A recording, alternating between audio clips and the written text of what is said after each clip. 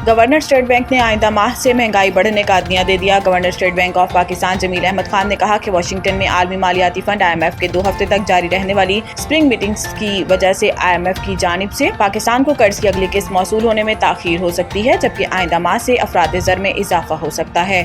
Pakistan financial literacy week की तकरीब से खिताब करते हुए इनका कहना था कि मुल्क में मालियाती शमूलियत बढ़ाने के लिए इस हफ्ते में मुतअद्दिद सरगर्मियों का इनेकाद किया जाएगा। इन सरगर्मियों का मकसद मालियाती खिदमात के बारे में आगाही फराहम करने के साथ बाइख्तियार बनाना है। दुनिया भर में मालियाती आगाही को अहमियत दी जा रही है। मुमालिक मालियाती तालीम में भारी सरमायाकारी कर रहे हैं ताकि मईशत को मजबूत बना सके। इनका कहना था कि पाकिस्तान ने भी इस ज़मन में ठोस इक़दाम उठाए हैं। हमने इस बारे में मालियाती आगाही को पूरे मुआशरे में फ़रोग़ दिया है। 2015 से बालिग बैंक अकाउंट्स होल्डर्स की तादाद 16% से बढ़कर 64% पर आ गई है। नेशनल फाइनेंशियल लिटरेसी प्रोग्राम के तहत 3.2 मिलियन अफराद को तरबियत दी गई। बलोचिस्तान में असातिज़ा को ख़ुसूसी तरबियत दी गई।